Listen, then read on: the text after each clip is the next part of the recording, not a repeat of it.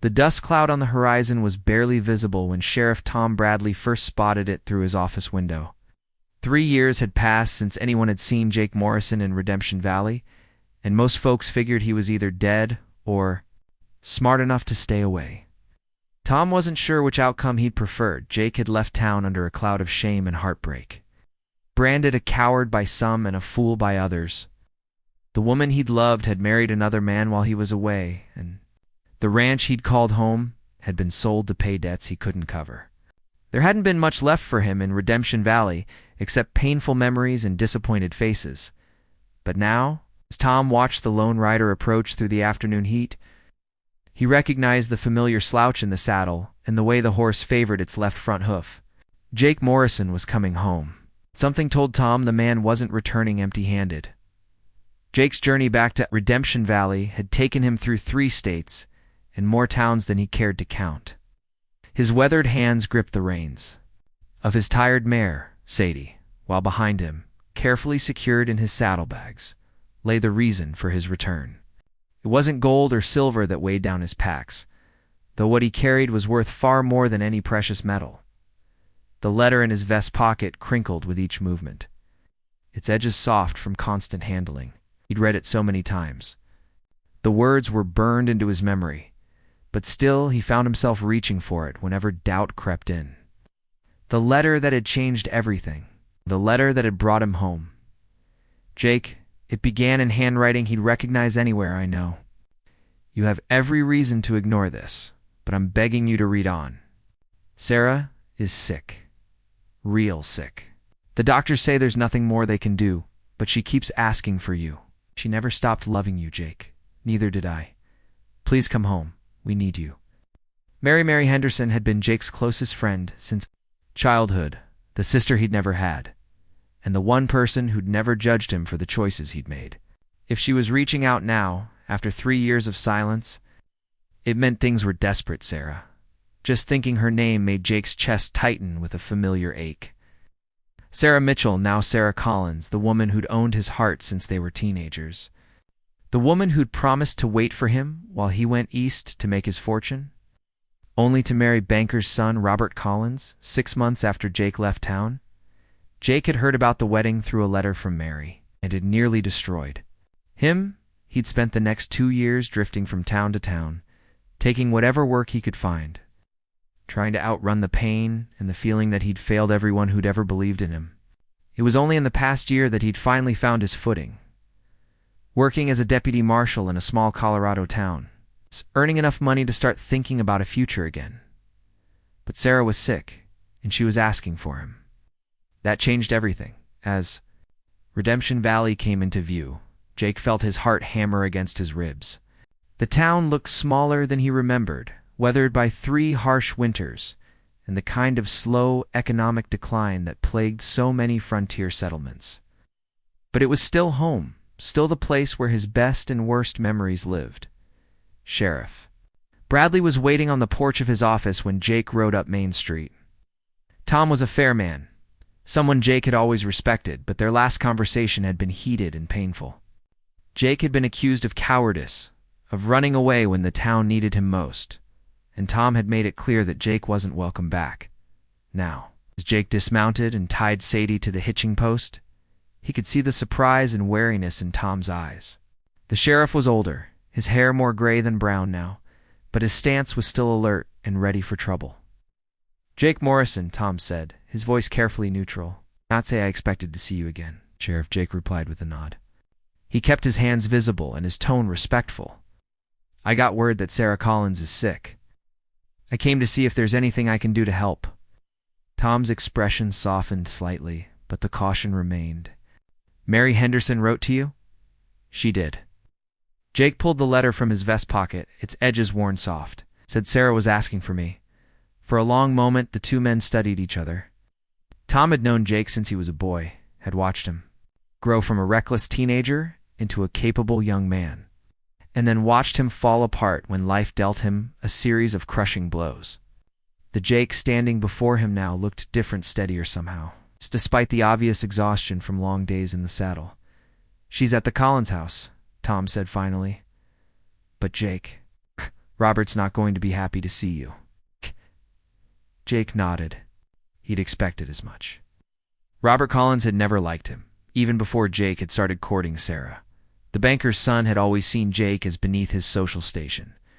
A cowboy with no prospects and no future worth mentioning. The fact that Sarah had chosen Jake over him had only made the animosity worse. "I'm not here to cause trouble," Jake said quietly. "I just want to help if I can." Tom studied him for another moment, then stepped aside. "Mary's been staying at the house, helping to care for Sarah. She'll be glad to see you at least." Jake touched the brim of his hat in thanks and started to turn away, but Tom's voice stopped him. "Jake." The sheriff's tone was gentler now. "Whatever happened between us before, Sarah's a good woman. She doesn't deserve what she's going through." "No," Jake agreed, his voice thick with emotion. "She doesn't." The Collins house sat on the hill overlooking Main Street. A grand two-story structure that had always seemed too big and too fancy for a frontier town like Redemption Valley. Jake had only been inside once, years ago, when Robert had thrown a party to announce his engagement to Sarah. Jake had attended out of a masochistic need to torture himself. And he'd left early, unable to watch Sarah smile and pretend to be happy now as he walked up the front steps. His saddlebag slung over his shoulder, Jake felt the weight of every mistake he'd ever made. He should have fought harder for Sarah. He should have stayed and faced his problems instead of running away. He should have been the man she deserved instead of the broken fool who'd left her behind. Mary answered the door before he could knock, almost as if she'd been watching for him. She looked older too, worry lines etched around her eyes, but her smile was genuine and warm. "Jake," she whispered, and then she was in his arms, holding him tight like she had when they were children. And the world had seemed too big and scary to face alone. "I came as soon as I got your letter," he said against her hair. "How is she?" Mary pulled back, and Jake could see the tears in her eyes. "Not good. The fever comes and goes, and she's so weak she can barely sit up. Dr. Patterson says." Shook her head, unable to finish the sentence. Jake's chest tightened. "Where's Robert?" "In town, at the bank. He comes home in the evenings, but during the day it's just me and the housekeeper." Mary glanced over her shoulder toward the staircase. "Jake, there's something you need to know about why she married Robert." Before Jake could ask what she meant, a voice called from upstairs, weak but unmistakable. "Mary? Is someone here?" Mary squeezed Jake's arm. "She doesn't know you're coming. I wasn't sure you'd actually come, and I didn't want to get her hopes up." Jake nodded, his throat too tight to speak. He followed Mary up the stairs, his boots sounding unnaturally loud on the polished wood. The hallway was lined with expensive paintings and furniture, all of it as cold and unwelcoming as Jake remembered. Mary stopped outside a door at the end of the hall and turned back to Jake. "Whatever you do," she whispered, "don't let her see how scared you are." She opened the door and stepped inside. "Sarah, someone here to see you?" Jake took a deep breath and followed her into the room. Sarah was propped up in bed, surrounded by pillows and blankets, despite the warm afternoon. She was thinner than Jake remembered, her face pale and drawn. But her eyes were still the same deep blue that had haunted his dreams for 3 years. When she saw him, those eyes filled with tears and her hand flew to her mouth. "Jake." Her voice was barely a whisper. "Came." He crossed the room in 3 quick strides and knelt beside the bed, taking her fragile hand in his work-roughened ones. She felt so delicate, like a bird with broken wings, and Jake had to swallow hard to keep his composure. "Of course I came," he said, his voice rough with emotion. "Mary said you needed me." Sarah's tears spilled over, tracking down her cheeks. "I was so afraid you wouldn't want to see me. After what I did. After the first married Robert, ... she." Jake reached up to brush the tears away with his thumb. "That doesn't matter now. The only thing that matters is getting you well." Sarah closed. Her eyes had leaned into his touch. "I missed you so much, Jake. Every day. Yeah. I thought about writing to you 100 times, but I didn't know what to say. How do you apologize for breaking someone's heart?" Jake felt his own eyes burning. "Don't need to apologize for anything, Sarah. I'm the one who left." I'm the one who gave up on us. You left to build us a future, Sarah said, opening her eyes to look at him. Should have waited. I should have been stronger. Mary cleared her throat softly. I'll leave you two to talk. Jake, I'll be downstairs if you need anything. After Mary left, closing the door behind her, Sarah struggled to sit up straighter. Jake immediately moved to help her, adjusting her pillows and making sure she was comfortable. The simple domesticity of it made his chest ache with longing for her. What might have been? Tell me about where you've been, Sarah said, her voice gaining a little strength. I want to know everything. Jake settled into the chair beside her bed and began to talk. He told her about the cattle drive to Kansas that had gone wrong, leaving him stranded with no money and no prospects. He told her about working in a lumber mill in Colorado, about the nights he'd spent sleeping in barns and eating beans from a can. He told her about the day he'd finally found steady work as a deputy marshal. About the first time in 2 years he'd felt like maybe he could build something meaningful with his life again.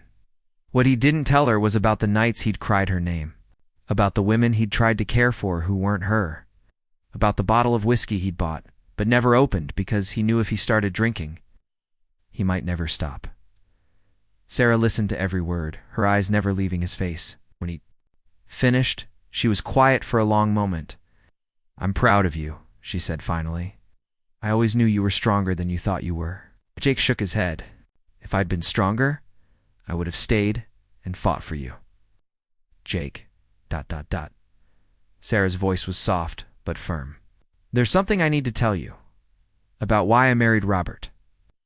Before she could continue, they heard the sound of heavy footsteps on the stairs and a man's voice calling out, Sarah? Mary said there was a visitor. Robert Collins appeared in the doorway, and his face darkened when he saw Jake kneeling beside his wife's bed. What the hell are you doing here? Robert's voice was sharp with anger and something that might have been fear. Jake rose slowly, keeping his movements calm and non-threatening. Mary wrote to me. She said Sarah was sick and asking for me. I came to see if I could help. Help. Robert's laugh was bitter. The only help you can give is to get out of my house and stay out. Gave up any right to be here when you ran away like a coward 3 years ago? Robert, please, Sarah said weakly from the bed. Don't. But Robert was warming up to his anger now, all the resentment and insecurity he'd carried for years pouring out. Do you know what it's been like? Married to a woman who loves another? Man, do you have any idea how it feels to know that every time she looks at me, she's wishing I was you? Robert, Sarah's voice was stronger now, sharp with authority. That's enough. But the damage was done. Jake felt like he'd been punched in the gut. Sarah still loved him. After 3 years of marriage to another man, she still loved him. I think you should leave, Robert said, but there was less fire in his voice now, as if he regretted his outburst. Jake looked from Robert to Sarah, torn between his desire to stay and his understanding of how painful this situation was for everyone involved. Sarah solved his dilemma by speaking up. No, she said firmly. Jake stays. Robert, I'm dying. We both know it, even if we don't like to say it out loud. I have maybe weeks left, possibly less. I won't spend that time pretending or hiding the truth anymore.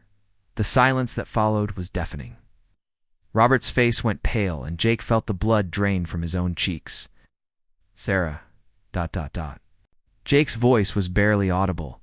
She turned to look at him, and there was a peace in her expression that he hadn't seen when he first walked in. I married Robert because I was pregnant, Jake, with your child. The room seemed to tilt around Jake.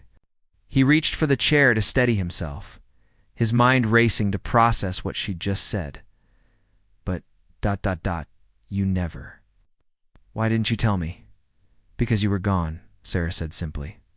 You'd left to make your fortune, and I had no way to reach you. When I realized I was carrying your baby, I was terrified.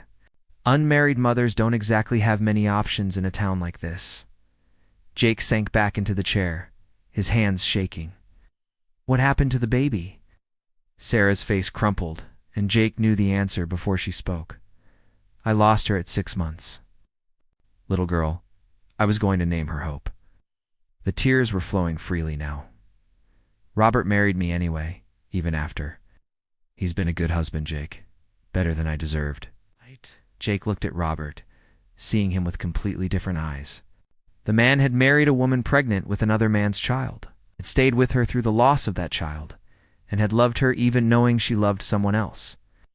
Whatever Jake thought of Robert Collins, he had to respect that kind of devotion. "I'm sorry," Jake said to Robert, and he meant it. "I'm sorry for all of it." Robert's anger seemed to have deflated, leaving him looking older and more tired than Jake had ever seen him. "She was never really mine," Robert said quietly. "I always knew that. But I thought maybe in time." Sarah reached out toward her husband. "I did love you. I do love you. Not the same way, but truly. You gave me a home and respectability and kindness when I needed it most. That's not nothing." Jake watched the exchange, feeling like an intruder in their private moment of truth-telling. But Sarah wasn't finished. "There's something else," she said, looking back at Jake. "Something I need you to do for me." She pointed to the dresser across the room. "In the bottom drawer, there's a wooden box. Will you bring it here?" Jake found the box, simple but well made, and brought it back to the bed. Sarah opened it with trembling fingers and withdrew a bundle wrapped in soft white cloth. "After I lost the baby," she said, carefully unwrapping the bundle, "I couldn't bear to throw away the things I'd made for her. I kept them, thinking maybe someday." Inside the cloth were tiny baby clothes, lovingly stitched by hand, a yellow dress with delicate embroidery, a soft blanket, a pair of impossibly small booties, and at the bottom, a silver locket on a thin chain. Sarah opened the locket to reveal 2 miniature portraits, one of her, one of Jake, both painted from memory with exquisite skill. "I want you to take these," she said, pressing the bundle into Jake's hands. "I want you to take them and find someone to love, find someone to build a family with. Use these things the way they were meant to be used." Jake stared down at the tiny clothes, overwhelmed by the weight of what she was asking him to do. These were the hopes and dreams she'd sown for their child, the future they'd lost before it ever had a chance to begin. "Sarah, I can't." "Yes, you can." Her voice was firm despite her weakness. "Promise me, Jake. Promise me you'll find love again, that you'll have the family we couldn't have, that you'll name a daughter Hope and tell her about the woman who loved her father enough to let him go." Jake looked up at her, then at Robert, who was watching with an expression of profound sadness, but no anger. This was why Mary had asked him to come home. Not just to say goodbye to Sarah, but to receive this final gift. This final act of love from the woman who'd owned his heart for so long. "I promise," he whispered. Sarah smiled, and for a moment she looked like the young woman he'd fallen in love with all those years ago. "There's one more thing," she said, "in my saddlebags downstairs. I brought something for you too." Sarah's eyes widened with curiosity, but Jake was already moving toward the door.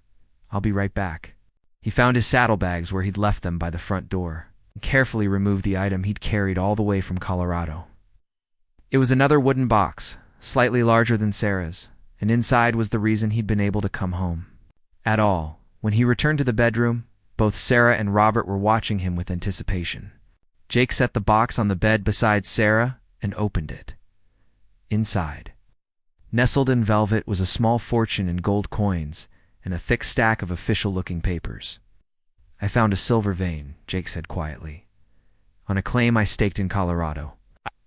A sayer says it's one of the richest strikes he's ever seen." Sarah gasped, and even Robert leaned forward to get a better look.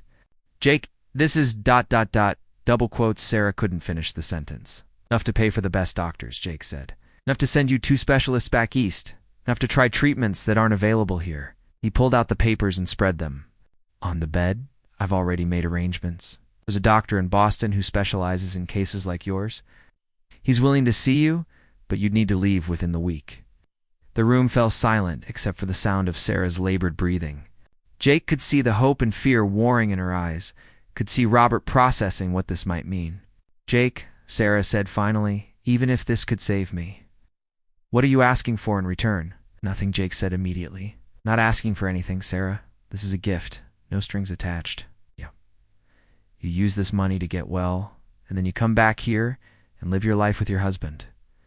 But Jake? Robert started to speak, but Jake held up a hand. Robert, you loved her enough to marry her when she was carrying another man's child. You stayed with her through the loss of that child. You've cared for her through this illness. You're a better man than I ever was. Jake looked directly into Robert's eyes. She belongs with you. Sarah was crying again, but these were different tears now. Tears of hope instead of despair. Why? She whispered. Why would you do this for us? Jake reached out and took her hand one more time. Because I love you enough to want you to live, even if it means I can't have you. Because some things are more important than getting what you want? He stood up and looked at both of them. The arrangements are all made. There's a train leaving tomorrow afternoon that will get you to Boston in 3 days. The doctor is expecting you. Jake, wait. Sarah struggled to sit up straighter. I can't take your fortune. You worked for this. This is your future. Jake smiled, and for the first time since he'd entered the room, it was genuinely happy. Sarah, honey, there's more silver in that mountain than I could spend in 3 lifetimes. This is just the beginning. He gestured to the papers. I'm rich. Now, really, truly rich. Rich enough to be generous. Rich enough to give the woman I love a chance at life. He picked up the bundle of baby clothes she'd given him and tucked it carefully under his arm. I'm going to keep my promise to you, he said. I'm going to find someone to love, and I'm going to use these things the way they were meant to be used. And someday when my daughter Hope asks about her namesake, I'll tell her about the bravest woman I ever knew. They were tears of joy mixed with sorrow. Robert had moved to sit on the edge of the bed and was holding his wife's other hand. Jake, Robert said, his voice thick with emotion. I don't know how to thank you. Take care of her, Jake replied. I thanked. That's all the thanks I need. As Jake reached the door, Sarah called his name one last time. Jake, will you write to us? Let us know how you're doing? He turned back and smiled at her. Count on it.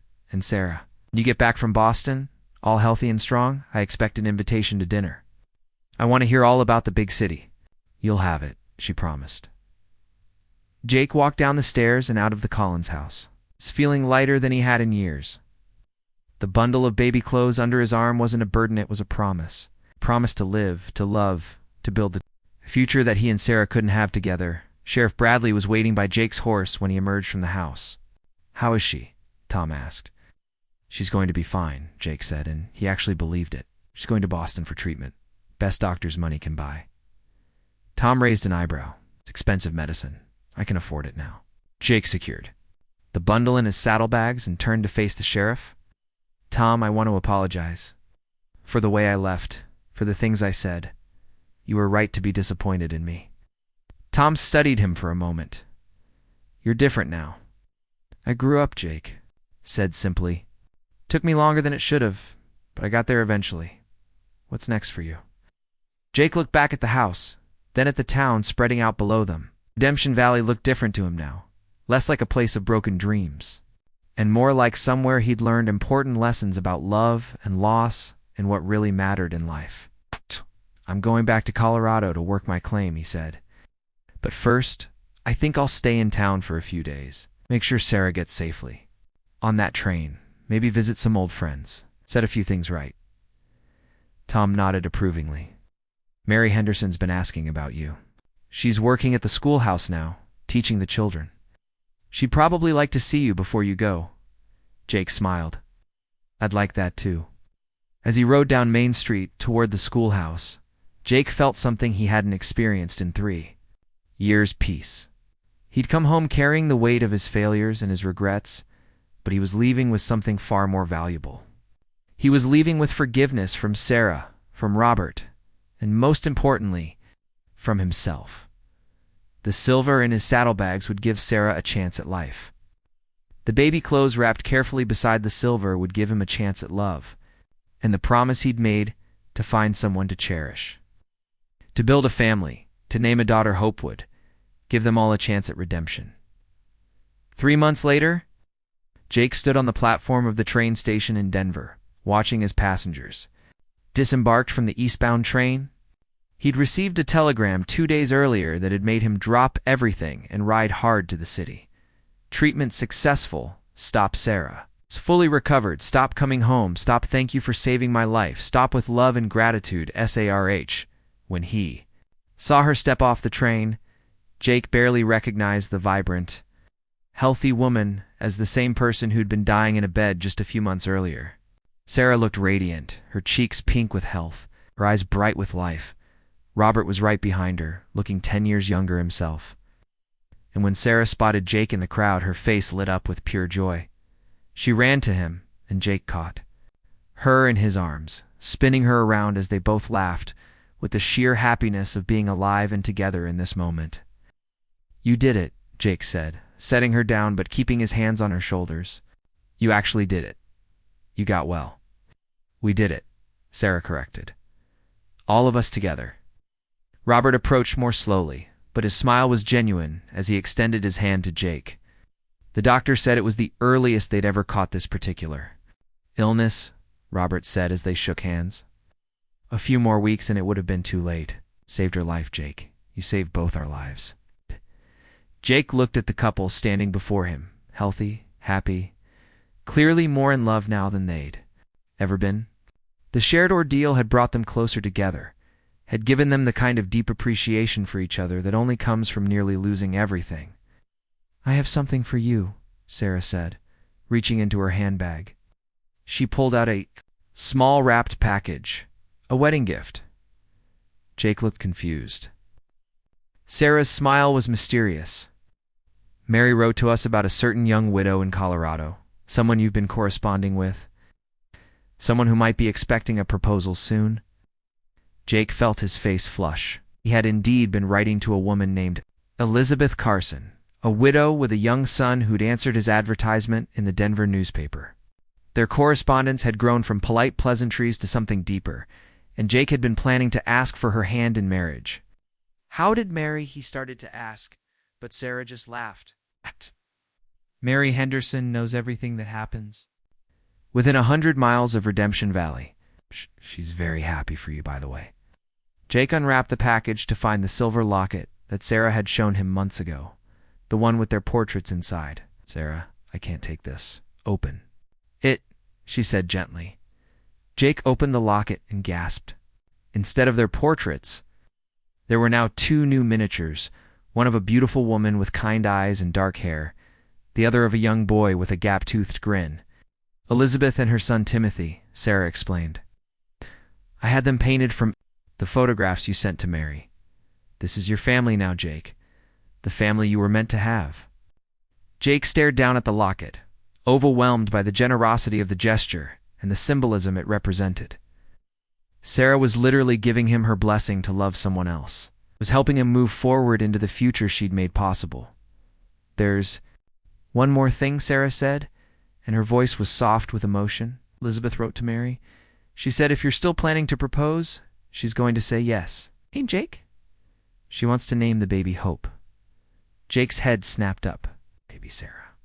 Nodded, tears of joy streaming down her face. "Elizabeth is expecting. She's been afraid to tell you because she wasn't sure how you'd react, but Mary assured her that you'd be thrilled." Jake sank down onto a nearby bench, overwhelmed by the magnitude of what was happening. In the space of a few minutes, he'd gone from being a lonely bachelor to a man with a ready-made family and a baby on the way. "Jake." Robert's voice was concerned. "Are you all right?" Jake looked up at them, and they could see the wonder in his face. "I'm going to be a father," he said, as if testing the words. "I'm going to have a daughter named Hope," Sarah said, sitting down beside him and taking his hand. "You kept your promise, Jake. All of it. You found love. You're building up family, and little Hope is going to hear all about the woman who loved her father enough to let him go." The 3 of them sat together on that platform for a long time, talking about the future and the past, about second chances and the strange ways that love can redeem even the most broken situations. When it was finally time to part ways, there were tears, but they were good tears, tears of gratitude and joy and the deep satisfaction that comes from knowing you've done right by the people you care about. As Jake watched the train carry Sarah and Robert back to Redemption Valley, he touched the locket in his vest pocket and thought about the woman and child waiting for him in Colorado. He thought about the baby clothes carefully packed in his saddlebags. Waiting to dress a new little hope, he thought about the silver mine that would provide for his growing family and the life he was about to build with Elizabeth Carson. 3 years ago, Jake Morrison had left Redemption Valley as a broken man with nothing to live for. Today, he was heading home to Colorado as a man rich in every way that mattered in love, in family, in purpose, and in the deep satisfaction that comes from keeping promises and doing right by the people who matter most. The train to Colorado was boarding, and Jake Morrison was ready to start the rest of his life. He'd learned that love wasn't always about getting what you wanted. Sometimes it was about giving what was needed. He'd learned that redemption wasn't a destination, but a journey, and that sometimes the greatest courage wasn't in staying and fighting, but in knowing when to let go, as the train pulled away from the station, carrying him toward his new life. Jake smiled and whispered a prayer of gratitude to the endless western sky. He'd been a lonely cowboy with nothing to lose, but what he'd brought home was worth more than all the silver in Colorado, the knowledge that love, in all its forms, was the only treasure that really mattered. And in a small town called Redemption Valley, Sarah Collins stood at her window, watching the sunset paint the prairie in shades of gold and purple, her hand in her husband's hand, grateful for second chances and the cowboy who'd loved her enough to give her the greatest gift of all, the gift of life itself.